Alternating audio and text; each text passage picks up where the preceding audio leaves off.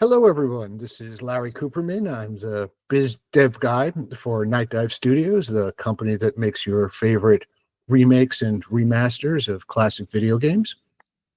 And I'm here today to share with you a survival guide for the video game industry.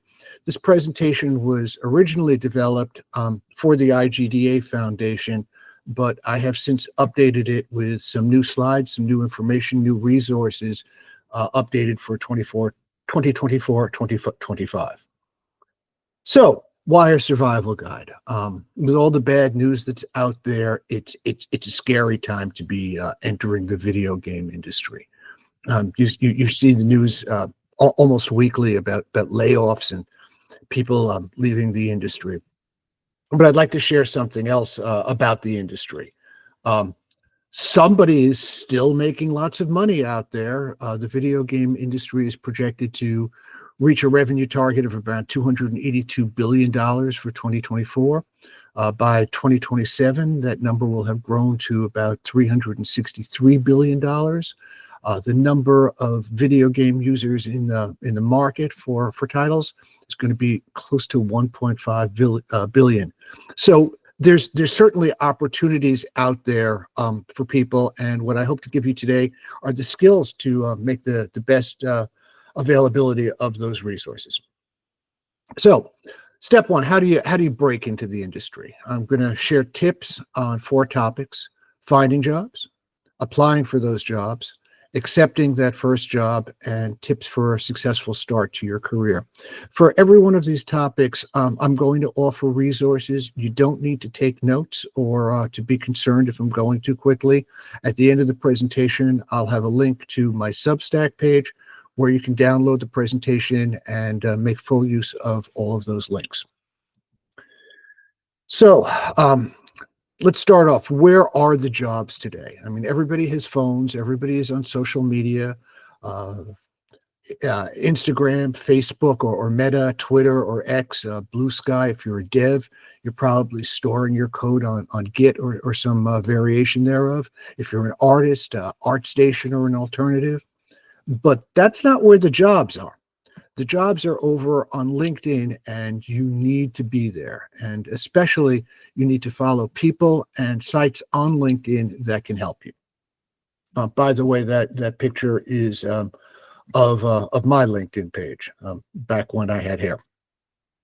Okay, so let me start off with some of the biggest resources for finding jobs. Amir Sadvat is just an absolute treasure for the game industry. He works a full-time job for Riot Games, I believe, but he also hosts an enormous database of job openings for the game industry. And you can find that at his LinkedIn page, Amir Sadvat. There's also Getting a Job in Games on LinkedIn. Again, linkedin.com, Getting Jobs, game made by Adam Parsons. It's a great guide for resume preparation, how to put together a portfolio, etc. All the things that are helpful as you're doing your job search. And then there's Game Jobs Direct, which is video game jobs in the UK, the USA, Canada, and Australia. Even if a job is outside the region where you're located and you're concerned about how would you possibly work there, investigate it, find out more and more places are allowing remote work. So, okay, one of the common frustrations that people find and complain about is applying for that first job when all the jobs require experience and you don't have any. So how do you get that experience? Couple of things that you can do. Join in with game jams. Globalgamejam.org is a great place to find connections, to see what's available that you can work on. It's a great opportunity to build your portfolio, to expand your resume, and to develop industry contacts. Similar to that, if you haven't already done so, please let me encourage you to seek out and join your local IGDA, International Games Developers Association. There are often IGDA branches at universities. There are also regional IGDA branches.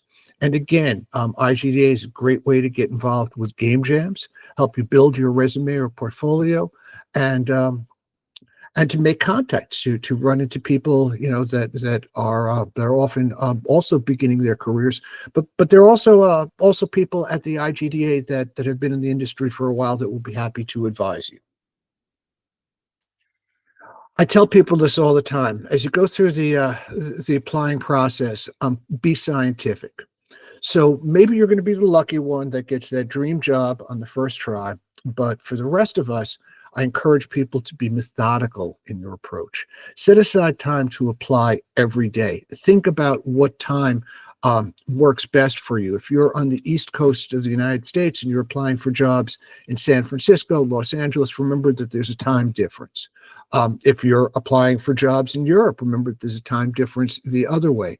So you want to adjust your schedule accordingly to make the most efficient use of your time. So you also I tell people you're gonna be applying to a lot of places, but you need to look at and really investigate every company that you apply to. Otherwise, you're just wasting your time. What kind of games do they make? Who runs that company? Have they had layoffs? What does the next year look like for them? You also may want to tweak or customize your resume to best align with the position that's open for you. And I'm going to talk about some of the don'ts as well as some of the do's on that topic. Be prepared for failure. As I devote a whole slide to it, failure isn't really failure if you learn something from the experience. So use the assets out there. There are a couple of really great assets that are out that take on the common questions. How do you best answer questions at your job interview? And then the other part of that, at the end of the job interview, when you're asked if you have any questions for the interviewer, what you might want to think about. Again, these are free resources that are available on LinkedIn. It's like having a coach that's available at any time for you. So those are a couple of really good resources. I also tell people the best way to increase your chances of getting the job is to take advantage of that opportunity to ask questions at the end of an interview. Okay, some additional things. Some how to answer basic questions at the job interview, like the tell me about yourself, how you can get your biography clearly across, stressing the points that you want to in 2 minutes. Again, something you can think about. Um, if you are going to be doing that customization of resumes, ChatGPT is a great tool to use for that, and there are some great ways to feed ChatGPT the right question to get the right answer out. Again, that's available for free on these LinkedIn pages. And then last one, it's self-explanatory, is remote job sites for 2025. It's just a compendium of job sites, but if you're looking to work remote, it gives you places that you can apply to. Okay, I mentioned about customizing your resume to best align for the positions that are out there.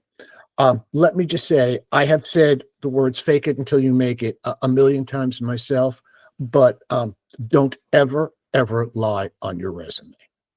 There's two reasons not to lie on your resume. First of all, you might get caught. And second of all, you might not get caught and get a job that you're either not qualified for or a job that you're really not interested in. This is going to be a hard one for anyone who has ever, had to really, really carefully watch their cash. But don't take a job that you won't be able or willing to keep. Because if you do that, if you take jobs that you know you aren't qualified for, you're going to end up with high turnover in those positions, with long gaps in your employment history, or worse than that, employers that you're hesitant to use as a reference. If you are offered a job that you're not qualified for, be honest. Just tell them, I really need a job, but I don't think this is a good fit for me, and I wouldn't want to waste your time or resources. People are going to appreciate your kindness, your honesty, and your display of good character. Okay. Failing forward, I referenced this earlier, but failing is okay if you learn for your failures. First of all, start analyzing where did you fail. If you're sending out resumes but not getting interviews, then it's your resume. If that happens, places that you can use in additional resources, reddit.com/r/resumes. People will actually go through and critique your resume and offer advice on that. Now, if you're getting interviews, which means that your resume is working, but you're not getting hired, then you need to look at how you interview. So there's a couple of things. I had given you some earlier resources on on how to prepare for interview questions and the right answers.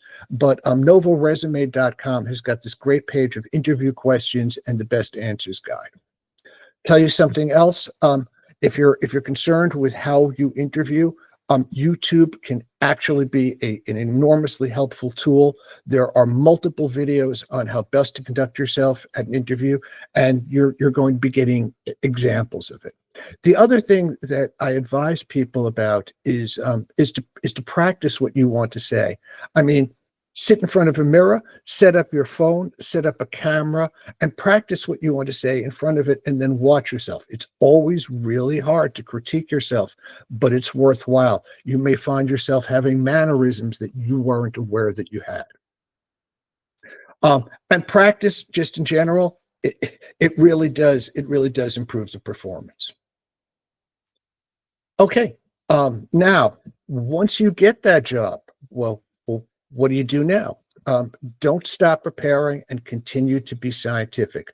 I've got on here, I think, 4 different resources for things that you want to think about in your early days in the work. I'm going to encourage you that they're all good, but I'm going to encourage you to look at the last 2. The alumnihbs.edu page in particular, slow down to go fast is truly important. You really want to be thoughtful about how to proceed and to get input from your fellow coworkers.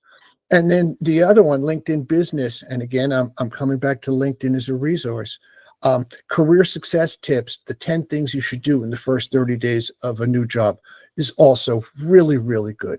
It just gives you a framework or perspective to think about your early days at work and how that they're going to set the pattern for what comes after. And as I mentioned, I've uploaded a copy of this presentation to larrynightdive.substack.com. You can find it there. It's a survival guide for the games industry. Please feel free to download that, make use of the resources that I've linked to in the presentation. And while you're there, while you're on the internet, please feel free to connect with me. LinkedIn.com/in/Larry Kuperman. If you do choose to connect with me, please indicate that you listen to the Waffle Games broadcast, so I'll know where you're from. And don't hesitate about that. I want to see your successes as you enter the industry. Who knows? I might end up working for one or some of you before things are done. And also feel free to ping me online and ask me any questions. What can I do to help you? I feel fortunate that I'm in a position to make that offer, and I hope some of you take advantage of it. Again, larrynightdive.substack.com for the presentation. Larry Kuperman at LinkedIn, and I look forward to hearing from some of you and sharing in your successes. Thank you.